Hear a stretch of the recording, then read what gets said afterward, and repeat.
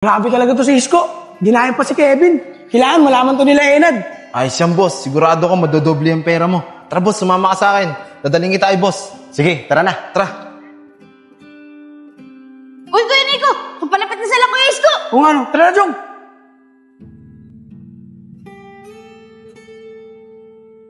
Nakita ka ni Nico kahapon at may kausap ka.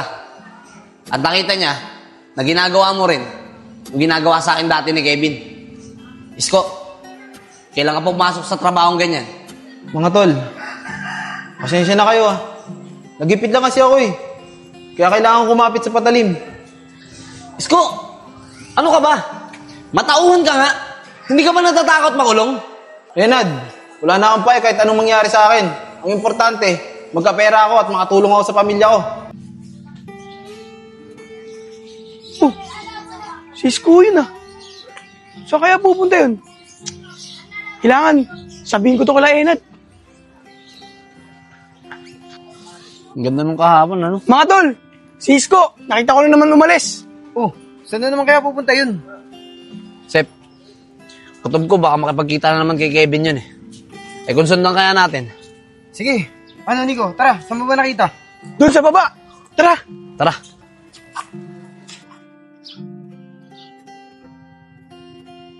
Uy, Nad, saan kayo pupunta? Papunta pa naman ako doon sa inyo. Kevin, buti nakita ka namin. Siya nga pala, pwede ka ba namin kausapin? Oo naman, Nad. Tungkol saan ba yan? Akala ko ba nagbago ka na? Tsaka akala ko ba ayos na tayo? Bakit pati si Isko tinuruan mo pang mang-scam? Kaya nga, Nad, pupunta ako sa inyo eh. Sasabihin ko sana yung tungkol kay Isko. Kaya lang, naunahan mo ako. O sige Kevin, paliwanag mo sa amin kung bakit nagawang pasukin ni Isko yung ganyang trabaho. Eh, Nad, si Isko kasi.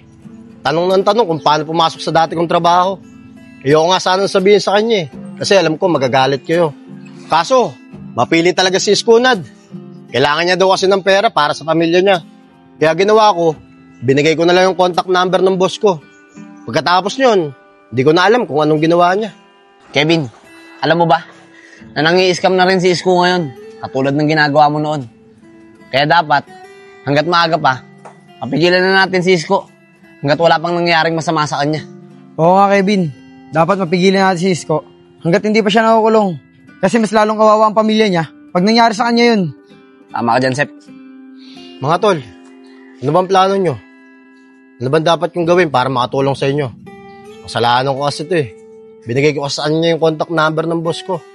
Kevin, pwede mo ba kaming tulungan na kumbinsihin si Isko para tigilan niya na yung ganun trabaho? Oo, sige, Nad. Walang problema. Tutulong ako.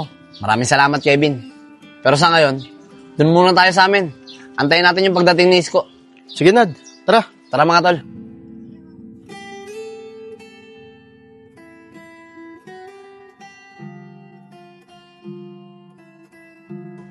Sep, ang tagal natin nag-antay sa kubo kahapon. Pero hindi talaga dumating si Isko. Oo nga eh. Alam mo, Sep, parang iniiwasan na tayo ni Isko. Siguro hindi pa rin siya talaga tumitigil sa ginagawa niya. Eh, Nad, baka naman nahuli na yung si Isko. Baka nakakulong na yun ngayon. Sep, wag naman sana. Kawawa naman yung pamilya ni Isko kung makukulong siya eh. Eh, kay Isko lang umaasa yung mga yun eh. Kaya nga, tol eh. Eh, Sep, wala pa rin bang balita kay Nico? Di ba siya yung nagabang kay Isko kagabi? Eh, Nad, hindi ko rin alam eh. Wala rin akong balita kay Nico. Eh, nung umuwi ka kagabi, umuwi na rin kami ni Kevin. Ganun ba, Sep? Eh, siya nga pala. Si Kevin, bakit wala pa siya dito ngayon? Hindi niya ba nasabi na pupunta siya dito ngayon? Kasi pre, dapat nandito siya pag dumating si Isko. Oo, Nad. Sinabi niya sa akin kahapon, nababalik daw siya dito. Kaso, wala naman siya sinabi sa akin kung anong oras siya pupunta. Ganun ba, Sep? O sige, wala naman tayong magagawa eh. Antayin na lang natin siya. Pero sana, dumating siya bago dumating si Isko. Uy, mga tol, nandyan lang pala kayo. Galing ako sa kubo eh. Uy, Nico, siya nga pala. Anong balita? Nakita mo ba si Isko kagabi? Hindi ka na kasi bumalik sa kubo eh. Mga tol, wala eh. Ang tagal ko naghintay kagabi, pero hindi dumating si Isko.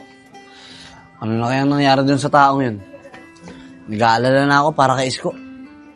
Nico, nasubukan mo na bang puntahan sa kanila? Nad, hindi pa eh. Pag galing ko ng bahay, dumiretso agad ako dito. Pero kung gusto nyo, pupuntahan ko sa bahay nila. Aalamin ko kung nandun siya. O sige, Nico. Mas okay pa nga siguro yun. O sige, Nad. Hintayin nyo na ako dito, ha. Sige, tol.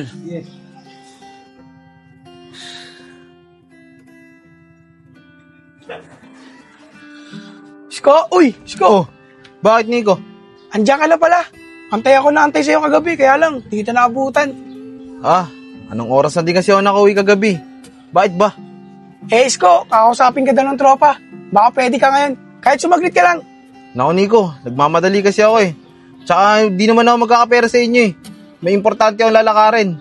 Doon, kukuhain ko yung komisyon ko. Paano? Dito na ako ah. Isko! Isko! Sige na, Nico. Mamaya na lang hapon, pag uwi ko. Dadaan ako sa kubo. Ba yan?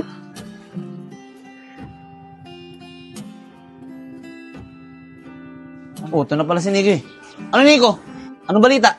Nad, nabutan ko si Isko kanina. Kaya lang, nagmamadali siya eh. Sabi niya, may kukunin daw siyang komisyon. Pero sabi niya, dadaan daw siya mamayang hapon sa kubo pag uwi niya. O sige, Nico. Wala naman tayong magagawa eh. Antayin na lang natin si Isko mamaya. Kaya nga natin.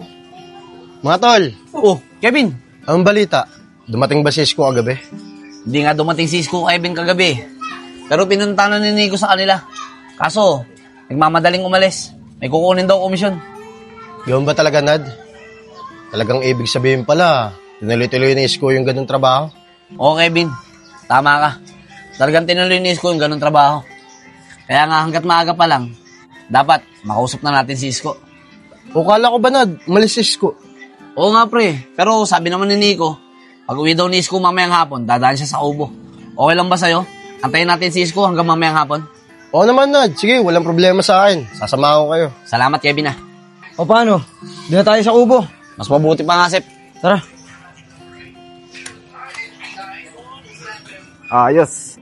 Ang laki ng komisyon ko. Kapag ganto ng ganto, mabilis ako yayaman. Ayaw nga pala.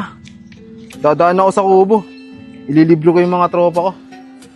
Sigurado ako matutuwain. Tagal naman ni Isko. Nung oras na, oh. Nakatulog na si Joseph, wala pa rin siya, oh. Nico, puntahan mo kaya si Isko sa kanila. Baka mamaya, nandun na yun eh. Hindi lang dumaan dito. O sige, Nad, pupuntahan ko. Baka nandun na nga yan. Sige, tol. Uy, Nico, saan pupunta? Pupuntahan sana kita eh. Nad, andito na pala si Isko eh. Tara. Uy, mga tol, ang ganda ng tambay niyo dyan ah. Kompleto ba kayo? Tara, sumama kayo sa akin. Magmimerienda tayo. Lilibre ko kayo. Isko, huwag na siguro. Hindi kasi namin kayang tagapin yung libre mo eh. Lalo na ngayong alam namin na yung pera mo, galing lang sa pang-iskam mo. Oo nga, Isko. Tama si Enad. Huwag ka nang gumaya sa akin. Walang maidudulot na maganda yan. Teka, bakit ganyan kayo? Pumunta ako dito para magmagandang loob ah. Pero bakit ganyan kayo sa akin? Isko, pinapunta ka namin dito para kausapin ka. At para itigil mo na yung trabahong yan. Di naman para sa amin to eh. Para sa'yo din to. Bakit, Nad? Nasabi mo ba yan sa akin dahil nainggit ka? Dahil marami na akong pera?